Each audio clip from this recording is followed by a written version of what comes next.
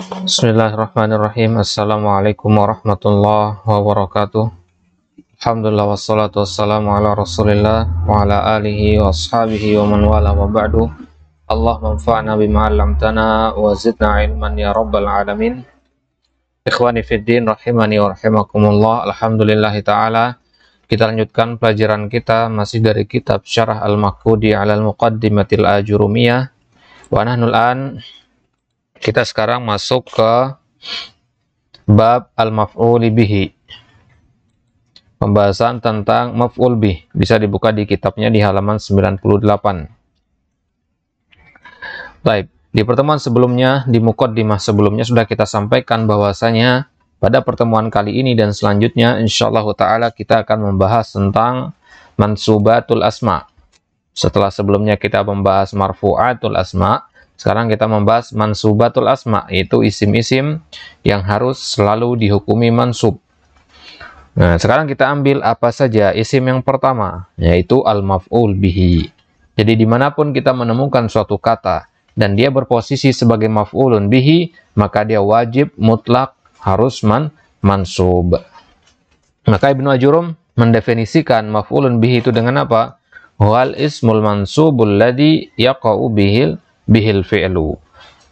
Yang dimaksud dengan maf'ulun bih adalah isim mansub yang dia yaqa'u bihil fi'lu, perbuatan itu terjatuh kepadanya, atau dengan kata lain dia menjadi korban dari suatu perbuatan.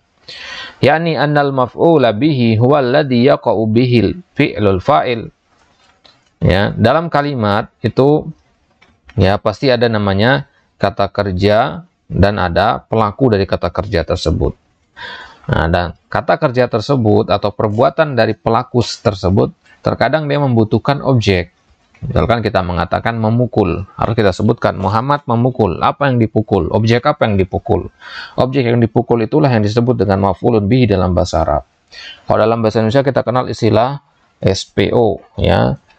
Partikel penyusun kalimat ada SPO, subjek, predikat, dan objek. Nah, maf'ulun bihi itu masuk ke objek. Wa fi'lul fa'ili huwal masdarus shadiru anhu. Perbuatan fa'il itulah yang menyebabkan maf'ulun bihi itu ada. Tidak mungkin ada maf'ulun bihi tanpa adanya fa'il. Nah, jadi maf'ulun bihi ini objek itu ada karena ada yang melakukannya. Ya, ada yang yang menimpanya begitu. Ada si pelakunya. Tsumma matsala dzalika faqala nahwu darabtu Zaidan wa raqibtul farasa. Kemudian Ibnu Ajurum memberikan contoh, ya, contoh maf'ulun bih dengan katanya darabtu Zaidan. Maka kata Zaidan di sini di-i'rab sebagai maf'ulun bihi. Kenapa? Karena kalimat sebelumnya daraba dan domir ana, yaitu fiil dan fa'il. Fiil dan fa'il membutuhkan maf'ul. Datanglah Zaidan di sini menjadi maf'ulun bihnya. Maka tidak boleh kita mengatakan darabtu Zaidun atau darabtu Zaidin, lah, harus darabtu Zaidan. Kemudian raqibatul farasa, begitu juga ini raqibatul farasa. Maka Zaidan al-faras ini adalah maf'ulun bih, ya. Nah, ini ada penjelasannya. Fa Zaidan maf'ulun bihi bi darabtu wa qad waqa bil fi'l as-sadr anil fa'il wa huwa ad-darbu wa kadzalika raqibatul farasa fal farasu maf'ulun bihi wa qad waqa bihil fi'l as-sadr anil fa'il wa huwa ar-rukub. Kemudian Ibnu Ajurum membagi maf'ulun bihi itu sebagaimana membagi fa'il. Fa'il di pembahasan sebelumnya di marfu'atul asma sudah kita katakan fa'il itu ada dua, zahir dan mudmar. Maka maf'ulun bihi juga ada dua, zahir dan mudmar. Fa-zahiru ma taqaddama dzikruhu. Yang zahir itu mana?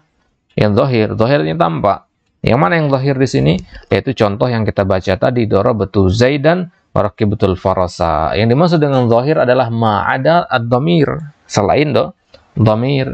Zaidan bukan dhamir, al-fars juga bukan dhamir, berarti dia zahir. Ya, jadi contoh yang dua tadi itu contoh untuk maf'ulun bihi zahir. Maka dikatakan mataqaddama dzikruhu. Sudah apa yang sudah lewat pembahasan tadi, yang sudah disebut tadi. Wa qauluhu wal mudmaru kisman. Sekarang yang mudmar sekarang. Yang berbentuk dhamir. Dhamir sama mudmar itu maksudnya sama, ya. Wal mudmar kismani muttasilun wa munfasilun. Ya, yang mudmar itu dibagi menjadi dua, muttasilun dan munfasilun. Muttasil artinya bersambung, munfasil lawannya terpisah. Ya. Fal muttasilu itna asyara. Muttasil itu jumlahnya ada 12. Ya, kalau yang double-nya kita hitung 2 berarti jadinya 14.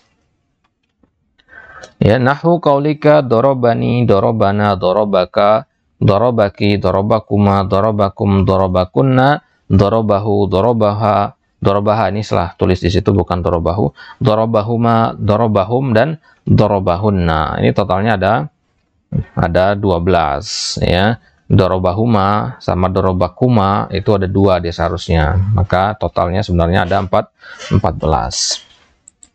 Baik, perhatikan di sini ada domir ya, kemudian nahnu ya, diwakili dengan na, kemudian anta diwakili dengan ka, anti diwakili dengan ki, antuma kuma, antum kum, antunna kunna, huwa hu ya, kemudian hiya ha, kemudian huma huma, hum dan hum, hunna dan hunna.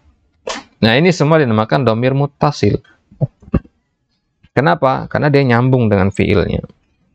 Ya, kita ambil contoh misalkan dorobaka. Kalau kita mengatakan ka ini sebagai maf'ulun bih, ya, ka di sini posisinya sebagai maf'ulun bih ya. Ya. Kok bisa kita katakan ka ini maf'ulun bihi? Karena apa? Karena dia merupakan yang menjadi korban dari kata kerja sebelumnya. Kata kerja sebelumnya adalah doroba, memukul. Nah, memukul di sini siapa pelakunya? Siapa yang melakukan perbuatan tersebut? Ya, kalau korbannya kan ka. Ya, kalau pelakunya siapa?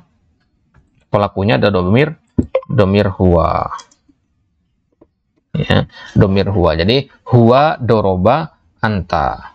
Huwa doroba anta.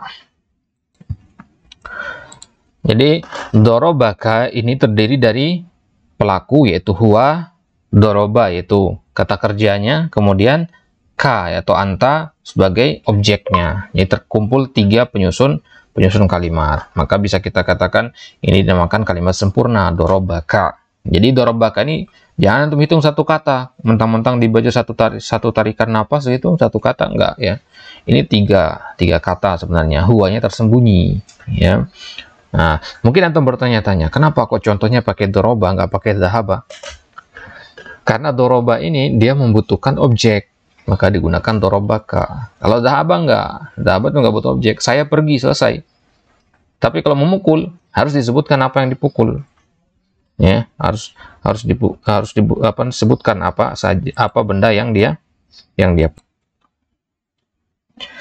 Jadi dalam bahasa Arab kata kerja itu dibagi menjadi 2 ya. Kata kerja yang tidak membutuhkan objek sama kata kerja yang harus pakai objek. Ya. Maka doroba ini kita harus dia pakai objek. Baik. Fahadhihi 12 dhamiran kulluha muttasilatan. Ini dia 12 dhamir dan semuanya itu dihukumi dia dinamakan muttasil, nyambung artinya. Wasumiyat muttasilan ittisaliha bil fi'li, dinamakan muttasil karena dia nyambung dengan fi'il sebelumnya. Ya, penulisannya nyambung. Fadarabani fi'lun madin wa maf'ulun wa huwa dhamirul mutakallim wahdahu. Mutakallim ini bukan mutakim ya, dalam di sini kekurangan lam. Ya, darabani ya.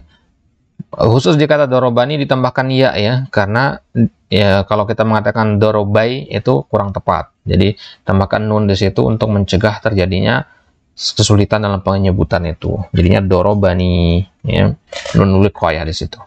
Wa nafi darabana dhamirul mutakallim wa ma'hu gharuhu awil mu'azzim nafsahu. Wal kaf fi darabaka dhamir mukhatab mudzakkar wal kalam ala baqiha sahlun. Nah, begitu seterusnya ya. Nah, ini masuk penjelasan tadi ya. Ini ya, na, ka, ki, kuma, kum dan seterusnya. Itu maksudnya. Fahadhil musulu kulluha mansubatun ala annaha maf'ulat illa annaha mabniyatun la yadhharu fiha i'rabun. Maka kata-kata ini yang kita kasih warna kuning ini ya, na, ka, ki, kuma, kum itu semua dihukumi mansub, tapi nggak kelihatan tanda mansubnya karena dia domir. Gitu ya. Nah, maka kita i'rabnya bagaimana nanti? Misalkan dorobaka, ka kita katakan domirun muttasilun mabniun 'alal fathi fi mahalli nasbin maf'ulun bihi. Ya, fi mahalli nasbin, bukan mansub. Kalau mansub itu harus kelihatan harokatnya, fathahnya, ya, Zaidan, ya, Muhammadan, kitaban, itu mansub i'rabnya. Ya, tapi kalau kaki, kuma, kum, ini kan mereka mabni, nggak bisa kelihatan tandanya, maka maka i'rabnya nggak bisa kita katakan mansubun, kita katakan fi mahalli nasbin, ya, maf'ulun bihi. Taib. Wa qaluhu wal munfasilu itna asyar, yang munfasil juga ada 12, ya. Iyaya, iyana, iyaka, iyaki, iyakuma, iyakum, iyakunna, iyahu, iyaha, iyahuma, iyahum, iyahunna. Munfasil itu sebenarnya sama saja, bedanya dia nggak nempel gitu aja, tapi ya, huruf-hurufnya sama. Ya, kemudian na, ya, kaki, kuma, kum, semuanya sama. Yani anna hadhihi ad-dhama'ira aidan takunu maf'ulatan. Jadi iya ya itu sama dengan kita mengatakan iya, tapi iya itu nggak boleh berdiri sendiri, jadi harus nempel ke iya. Iya itu sendiri apa artinya? Nggak ada artinya. Dia fungsinya untuk mencegah iya itu berdiri sendiri saja. Nah, istilahnya dia menjadi inang bagi iya ini. Begitu juga na di sini. Nah ini nggak bisa berdiri sendiri karena dia mutasil. Maka harus kita datangkan kata iya, ya, sebagai tempat dia menempel agar dia tidak menjadi mutasil berdiri sendiri. Konsekuensinya kalau kita pakai iya, maka dia harus munfasil, jadi terpisah dari kalimat yang lainnya. Nah, contoh yang familiar, iyaka, dari kata iya anta, ya, ka, ya, iyaki, iya anti, dan seterusnya.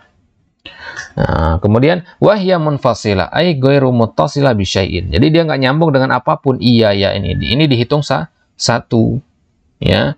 Iya ya ini dihitung satu. Ini satu kata ini. Iyana satu kata, iyaka satu kata. Tapi kalau kata yang tadi, ya, dorobaki, dorobakuma, ini dihitungnya dua.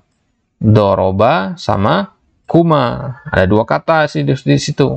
Nah, kalau kita tidak hitung domir yang tersembunyi, dorobakum ada dua kata, doroba dan antum, ya, dorobakum. Tapi kalau iya ya, iyakum, ini dihitung satu, iyakunna, iyahu, dan seterusnya. Taib.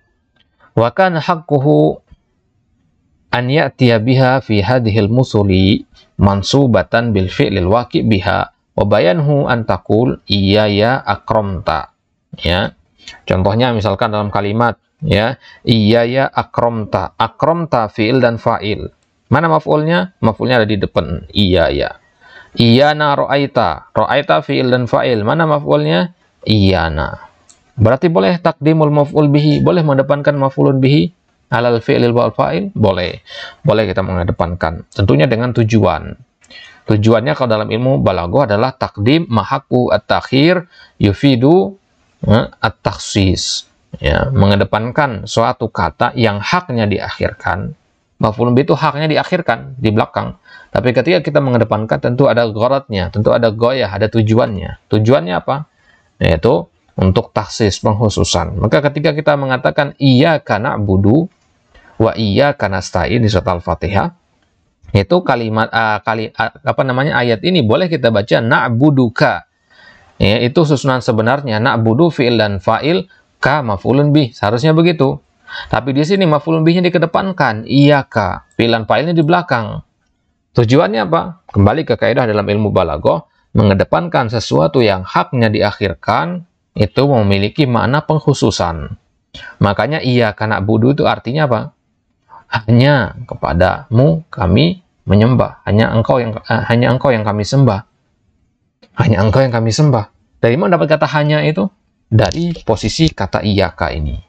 Tapi kalau Anda mengatakan na'buduka artinya kami menyembahmu, ada kemungkinan nyembah yang lain juga gitu. Berarti nggak murni tauhidnya di situ. Nah, itulah kenapa dikatakan inti dari surat Al-Fatihah ada ayat yang kelima ini, iyyaka na'budu wa iyyaka nasta'in, karena pemurnian tauhid ibadah di situ. Fa iyyaka maf'ul muqaddam ala nasibihi wa huwa dhamirun munfasil. Fa hadhihi ad-dhamairul madhkuratu fi hadzal bab kulluha muttasiluha wa munfasiluha mansubatun illa annaha mabniyatun la yadhharu fiha i'rabun wa kadzalika sairud dhamair. Maka semua domir-domir yang kita sebutkan tadi, muttasil yang 12, kemudian munfasil yang 12, ya, itu semua dihukumi fi mahalli nasbin, ya. Dia dihukumi sebagai maf'ul, dan maf'ul itu harus mansub. Mansub kalau dia berbentuk zahir, fi mahalli nasbin kalau dia berbentuk dhamir. Waqad taqaddama anna ad-dhamair, ya, ahada wa sittuna dhamiran. Sudah kita jelaskan dhamir itu jumlahnya ada 61 dhamir. Wa dzakara minha fi babil mubtada wal khabar 12. Udah disebutkan di bab mubtada khabar ada 12 dhamir. Di bab fa'il ada 12 juga. Di bab wa dzakara fi hadzal bab, kemudian di bab maf'ulun bihi ini ada 24. 24 itu maksudnya muttasil 12, munfasil 12. Ya, 24 totalnya.